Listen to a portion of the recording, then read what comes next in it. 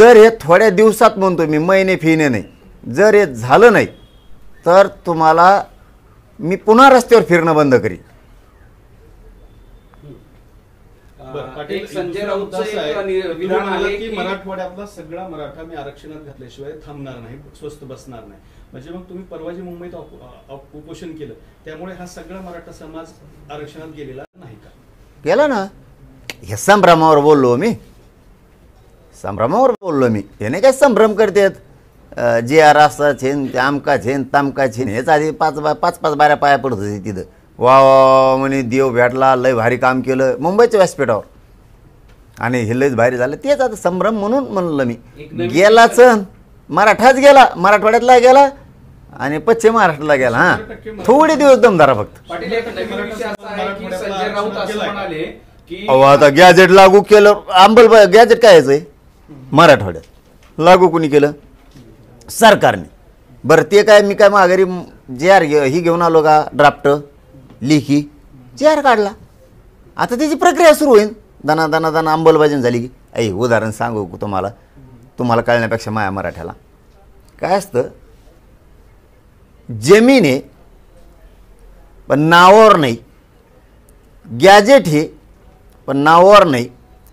एक आडी ओळ सुद्धा नव्हती रेकॉर्डला गॅजेटियरची, आडी ओळ सुद्धा. पश्चिम महाराष्ट्राला गॅजेटबद्दल सुद्धा बोलतो, सातारा संस्थांच्या सुद्धा काही माहीत नव्हतं कोणाला. गॅजेटियर आम्ही ते करून आणलं हैदराबादचं, आडी ओळ नव्हती. आज मराठवाड्यात असं झालं, आता रजिस्ट्री झाली, फेर होणारच. पहिली आडी ओळ पण नव्हती, गॅजेटियर लागू केलं, रजिस्ट्री झाली, म्हणजे JR निघाला, अंमलबजावणी राहिली. दाना होईल ना प्रोसिजर सुरू. पण देणार मी आहे ना, चुकलं तर लढण ना पुन्हा. ते संभ्रम फक्त ठेवू नका. पाटील आंदोलनाच्या संदर्भात बोलताना संजय राऊत असं म्हणाले की आंदोलनाचा मुख्य उद्देश आरक्षण नव्हताच, तर फडणवीस यांना घेरणं हा होता. म्हणजे शिंदेनी तुमच्या खांद्यावर बंदूक ठेवून, म्हणजे उपमुख्यमंत्री शिंदेनी तुमच्या खांद्यावर बंदूक ठेवून हे सगळं केलंय, आंदोलन घडवून आणलंय असं त्यांचं म्हणणं आहे. हे ते शिंदे साहेब बिचारा माणूस तसं कधीच करू शकत नाही. आणि राऊत साहेबांनाही माहीत असेल, ते म्हणले असते त्यांचे राजकीय काही टोले असते. कारण काय राऊत साहेब बी चांगले नाहीत असं म्हणत नाही मी, परंतु ते असं खरं असल्याने मी लगेच खरं म्हणलं असतो. आणि आम्हाला आरक्षण नव्हतं पाहिजे. आणि काय म्हणले पुढं, सर आरक्षण नव्हतं पाहिजे, मुंबईत काय करायचं होतं, हां फक्त फडणवीसला घ्यायलाच होतं. आम्ही मग आता मुंबईत आम्हाला काय म्हणले होते, पाय ठेवून देणार नाही, उभा राहून देणार नाही, मराठी कशी मुंबईत येतो बघू, एक दिवसाच परवानगी. मग त्या राग आम्हाला जर तसं करायचं असलं, फडणवीसला ते धुतलं असतं ते जाऊन वर्ष बांगल्यावर. असा होतो की तुम्ही शिंदे यांचे आंदोलक हस्तक आहात असा थेट आरोप होतो. मी काय म्हणलो तुम्हाला, मी मराठ्याचाच फक्त थोडक्यात मी नोकरी, मराठ्याचंच पोरग आहे मी. ना त्या राष्ट्रवादी दोन्हीला, ना दोन्ही काँग्रेसाला, ना दोन्ही शिवसेनेला, ना दोन्ही भाजपला मी कोणालाच काही मोजित नाही कवाच. आपलं आहे ते रोखोक. माझा समाज माझ्या पाठीशी आणि मी समाजाबरोबर आहे आणि मी रिझल्ट देतो समाजाला. ह्यावेळेस शब्द दिलता, मुंबईत जाणार, गेलो. मी जर मुंबईत गेलो नसतो तर माझ्या एकट्यामुळं स्वाभिमान दुखला असता, जातीचा खाली बघावं लागलं असतं माझ्यामुळं. दुसरं हे सांगितलं होतं यावेळेस JRच आणणार, JRच आणला. मी हळूहळू करतोय ते. शिंदेचं ऐकून किंवा एकनाथ शिंदे साहेबाचं ऐकून किंवा कोणाचं ऐकून करायचं असतं तर मग आम्हाला आरक्षण नव्हतं पाहिजे आणि फडणवीसला घेरायचं होतं तर गेल्याच वर्षावर सुरू केलं असतं जाऊन. त्याला काय आरक्षण गेलं खड्ड्यात म्हणलं असतं.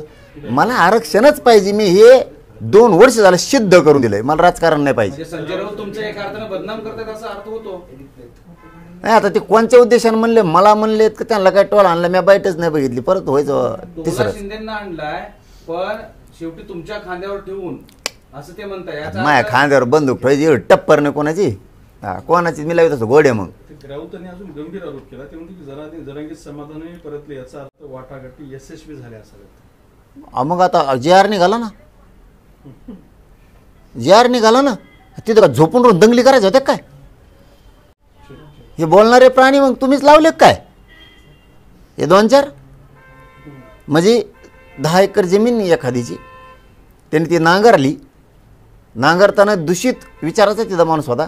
तो म्हणला मस्त नांगरली, तो आता नीट केली, पण बांध बी फोडून म्हणजे का दंगली लावायच्या होत्या काय. जे आर माझ्या जातीला जे पाहिजे, मराठवाड्यातल्या गॅजेटियर लागू करणे त्याचा जे आर, सातारा संस्थांचा जे आर हे घेतलं ना, याच्यापेक्षा काय घेते. पण त्यांच्या वाटाघाटीचा अर्थ वेगळा होता. काय वाटाघाटीचा अर्थ वेगळा होता. सांगा मग जे काय काही असेल ते. काय सांगा ना मग. म्हणजे जे काही त्यांचा अर्थ वेगळा आहे. म्हणजे मग वाटाघाटी- त्यांना विचारल्यावर सांगा तुम्ही, त्यांना तुमचे त्यांचं पत्रकार. वाक्य असं आहे, नाहीतर ते असं म्हणाले असते ना की त्यांना जे मागणी होती त्यांना न्याय मिळाला असे शब्द वापरले असते किंवा जी आणि मग काल नाही म्हणले का, शब्द म्हणण्यामागचा काल उद्देश काल काय? नाही म्हणले का मनोज जरांगे पाटील समाधानी आहेत, आम्ही समाधानी आहेत सगळे, आणि सगळा मराठा समाज समाधानी, काल नाही म्हणले का राऊत साहेब. पाटील या